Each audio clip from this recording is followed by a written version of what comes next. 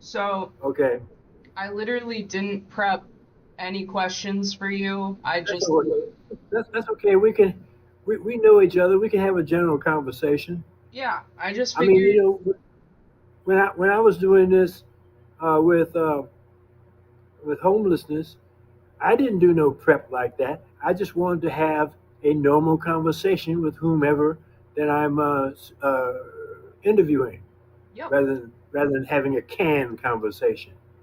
I'm with you. But I did have a general idea of, the conversation in terms of, it'd be nice to hear some of your experiences with not only Weather Underground, but just organizing in general at the time that you did. Because I think we've both observed that the current way that people go about like any sort of civil disobedience, there's very little rhyme or reason to what they do. Yes, They don't really have yes, any basic education in what even the point of a protest is. And so I feel like somebody who saw effective organizing like you did back in the day has some valuable knowledge to share with modern organizers. yeah. Yeah. So to start, I guess, if you could Okay. if you could give like one piece of advice to, let's say, these like protesters that were out, this last week, what would you give them? Well, all right. So I remember we um, the group that I was involved in, we were having a lot of trouble with uh, with not vetting people.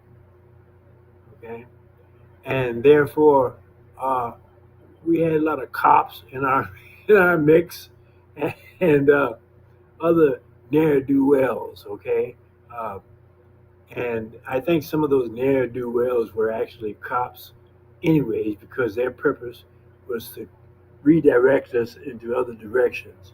So I would say that one thing that we learned real quick is to aim for 10 people that are committed to our cause. Okay, all right. We wrote out a questionnaire, and then we have them go through a phalanx of people who would question them, and then once we know we got 10 people that are core members, then each one of those 10 people was supposed to recruit 5 more people, and then we go through the process all over again. Okay, and that seemed to work with us after we learned that we needed to do that. Aaron, how did you guys vet people? Like, what sort of questions would you ask them? Well, uh, I would. Okay, my job was to ask basic questions. You know, what would you do if you were uh, out on a rally and the cops would would try to bust the rally up? Or what would you do if one of our people got hurt, or if they got maced or something like that? Okay, um, stuff of that sort. My basic stuff. Okay, but then somebody else's job was to once that person got past me, and they didn't always get past me, because even with the basic stuff. Okay, uh, but once that person got past me, then the next person would go into some in-depth questions. Okay, to see where this person really is at. Okay, is is this person somebody that can be committed to our cause without feeling like they might get hurt, or that getting hurt is something that would prevent them from acting beneficial to us. Um, and then we also had a former, or did we? Maybe that was another group. Yeah, we did. We had a former cop who had got disbarred from the cop union or whatever the fuck it was. And he had access, for some reason, he still had access to that software that cops use to find out who you are. Oh shit. Yeah, he still had access. Okay, so we run people's names through there, and we were surprised to find out that out of 10 people who whose names we ran through there, over half of them were cops. Oh my god. Yeah, That does not surprise me, sadly, though, from my own yeah, right. experiences. Um, Over half of them were cops. So yeah. therefore, uh, people who had been accepted into the group, we had to go back through everyone else into the group and run their names through to see if who was accepted in the group before we started this process. Excuse me, uh, and run everybody's names through there through that software to see where that person was at. Hmm. Making sense? Yeah, makes complete Yeah. sense. Um, yeah, that's fascinating. So basically, you ran background checks on people, which you have to, Yeah. basically. Yeah. Right. Uh, In some cases, uh, you started to say something. Go ahead. Uh, no, I was just gonna say, I was thinking about how some vetting that I've done with organizations that I've worked for, and how a lot of that involved looking at their social media page. But then I was thinking, that's not a very reliable way to vet people because they can No. lie. No. I've seen so many people lie for years on social media and then turn around and end up being a fascist or, a Fed Yeah. or something. Yeah. Yeah. I also realized that at the beginning of the stream, I forgot to introduce you and also All right. myself. So I'm gonna just backtrack and do that real quick. Uh, Yeah. so, so I am Soul, aka Artsy Marxist, and this is my Arizona grandpa, Ron. And Ron has a revolutionary background in a lot of ways. You did some cool shit back in the day, and I'll let you say whatever you want to say about that as a little introduction to yourself as well, because I don't know, what all you'd want to include. So, Yeah. Okay. All right. Anyway, my name is Ron Austin, and over the years, well, actually, uh, when the Black Power days were in full flow, um, I had joined a group and then found out that I had the capability of of doing just about anything clandestine within the group. And what that means is that there's a lot of other groups around the country that needed people who could do clandestine stuff without getting caught or without getting tender feet. Uh, so I was one of about, I don't know how many of us. It was like 9 or 10 of us who uh, contracted out to various groups around the country to do clandestine stuff that may not have been strictly legal. Yeah, and so a lot of this stuff was dangerous. Fact is, I would say most all of it was dangerous, and we lost a few members of people that participated with us, but um, so we myself I participated with the Weather Underground, the Black Panthers, uh, the various other groups that were Black Power oriented, and I would do things for them. I'm not going to be specific, but you can just kind of generally get a general idea of of what was going on. Yeah, And, I think it's smart to be a little bit vague because I'd also like to take a moment to say hello to our friendly FBI agent who is probably listening in on this call right now. Hope yeah, you yeah, enjoy the conversation, sir. And with that, we will continue. yeah. I'm not dumb. I know they fucking they gotta be watching at least me, if not both of us. So, like, I'd have to be stupid to think No, otherwise. no doubt about it. I just Yeah. this morning I just found I have not been to the CIA website in a year. Okay, Uh, but I just found a CIA what do they call them damn things cookie on my computer. just, Okay, I had a hell of a time getting that damn thing off. Okay, I mean, I had a hell of a time. You know what I'm saying? I didn't know exactly what it does, but I knew it was calling home.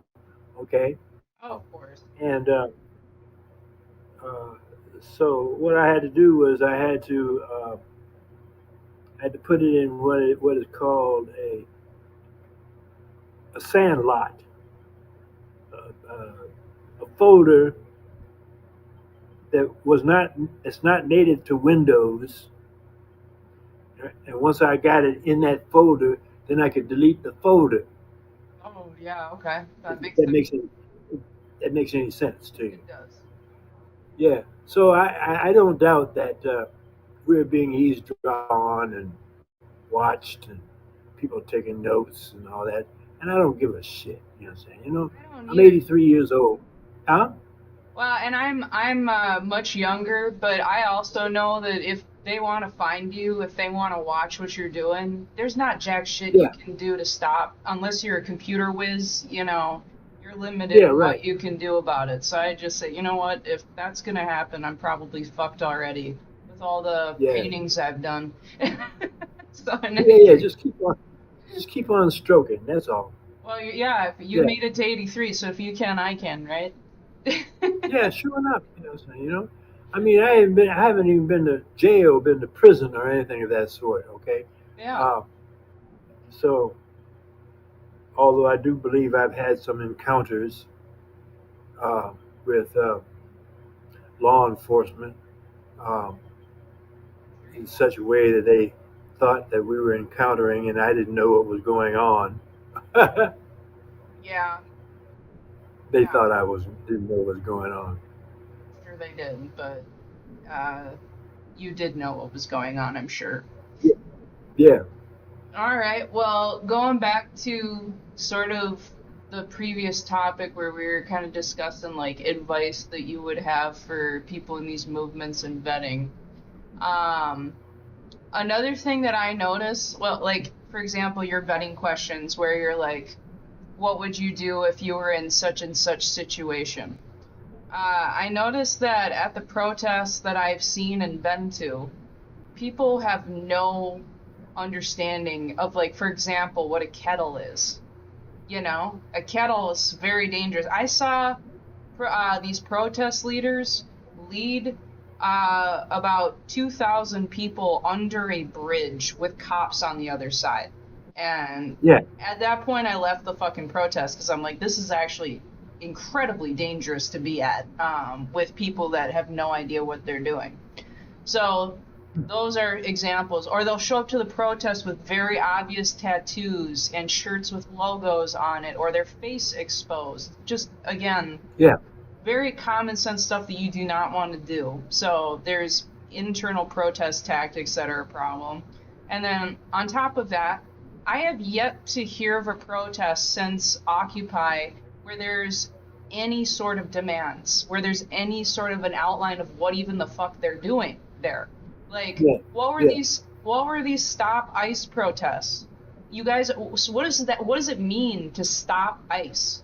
Are you just trying to stop deportations? Are you trying to stop, like, what does that mean? Are you trying to disband ICE? So, like, there needs to be agreement on that, and then you keep the protests going until the demand is met.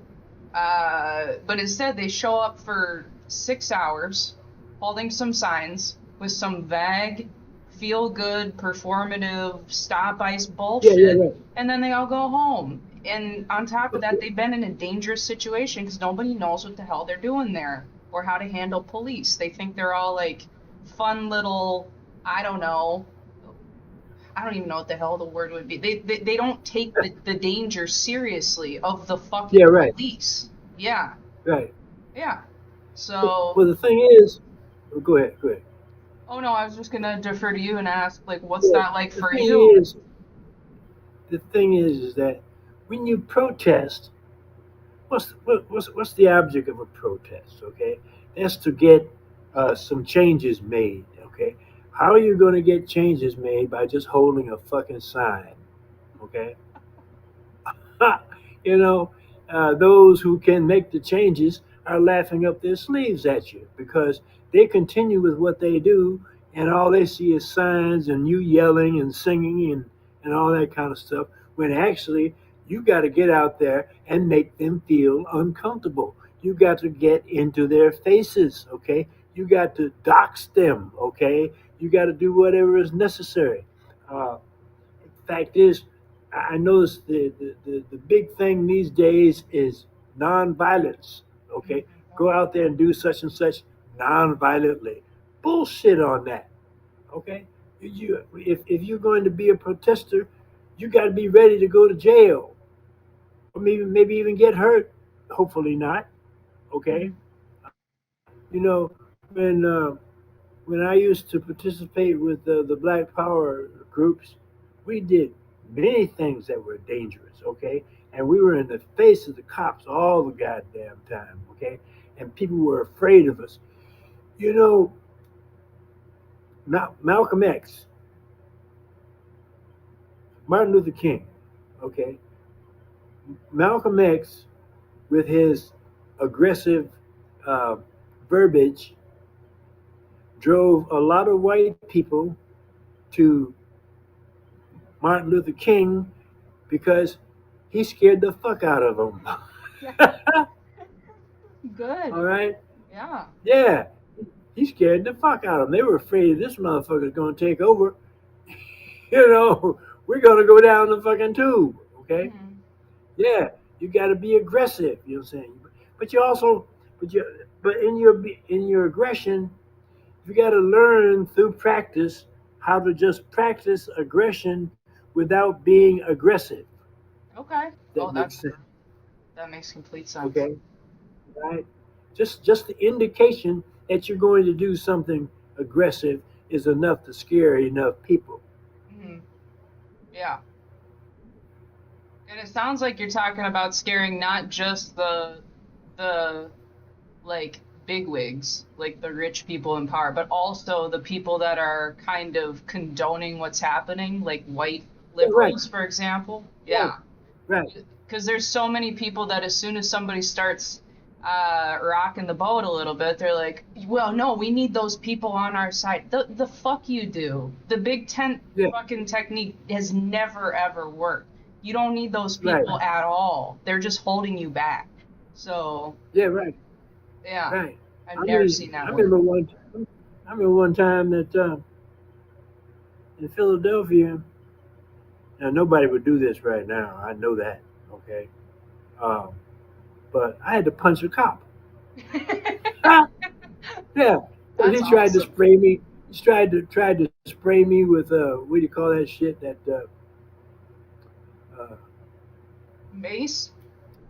mace. Yeah, I guess I don't think they used mace back there. Then they used something the military used, Tear but it's gas? the same thing. It's the same thing. Doesn't make no difference. Okay. Okay. Anyway, he he pointed his canister at me, and somehow in the jostling, his arm was moved, and when he pressed it, it went into the air, and then he was getting ready to aim it at me again. So I punched him in the goddamn face. Okay, yeah. But nobody would do that these days because they're being trained to be nonviolent. Yeah, that's the bane of our existence at the moment.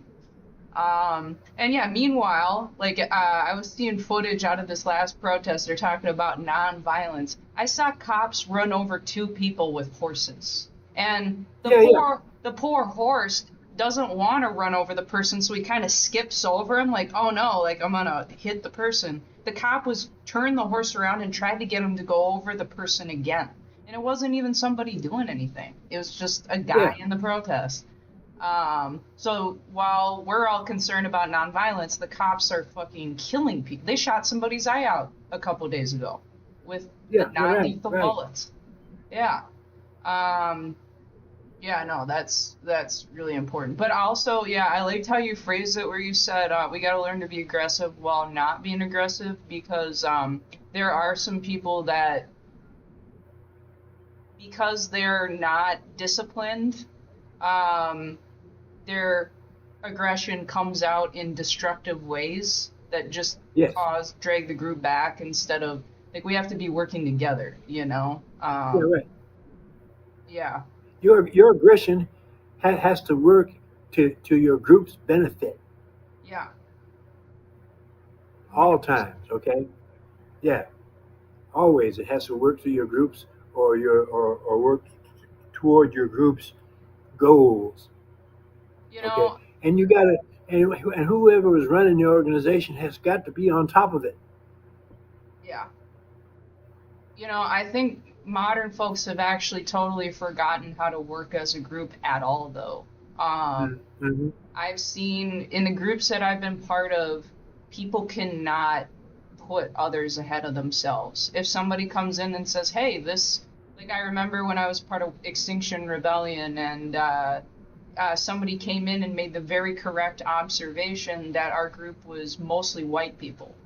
And I was talking to the group, and I was like, "This is a problem. What are we doing that is like showing this to people that this is like a group for because that's not what we should be going for. Climate justice is for everybody and it affects the global south the worst." And Yeah. people just didn't move the anything forward. It was like, yeah, okay, that's a concern, but we're just gonna keep doing what we're doing, and that really affected me that day when because that somebody came in and confronted the leaders about it. Um, and after they said that, I noticed that over and over and over again in all the orgs that I have dabbled in being a part of. It's always like uplifting the people that already have the most privilege. And if somebody comes forward and says, I'm a disabled person, can you please wear a mask, like, so that I can be a part of meetings because there's a pandemic going on? And Mm-hmm. people ignore them. That's a big scandal that's going on right now, or not even a scandal, but somebody called out the communist and the socialist orgs and said, "You guys want us to take you seriously, but you can't even wear a mask during a pandemic. You're not listening to disabled people who need defense. So how are we supposed to trust you that you can look out for us if you ignore us when we come to you for help?" And I'm like, that's a great fucking point, you know? Yeah. And all these people are all mad at the disabled people that are saying this. Yeah. Like, Yeah. shoot Right. the messenger, right? Instead of going, Yeah. oh Yeah. yeah, Right. maybe we should listen. So I think almost people have totally forgotten how to work as a group at all. Right. Well, your problem is though is that whoever is leading the group has to have their hands on the reins of the Yeah, group. Okay. Right. And you know, I've noticed some groups that I've come in contact with, they got leaders that are strictly pussies. You know what I'm saying? You know, I've seen that. they're You know what all I'm saying? like that for the most part. Yeah, Yeah. And I didn't quite understand that because if you're supposed to be leading the group, you're supposed to be guiding it and not taking any bullshit and not allowing people to do things which are contrary to your goals or your group. But I've seen people just go off and just do shit, you know what I'm saying? And then then the press get hold of it and oh, they're outside agitators or some of that sort. You understand? You know, Yep. and you got to take you got to be the leaders have to have a tight rein on their people, and anybody cannot who cannot be reined in has to go. Yep. Absolutely. Period.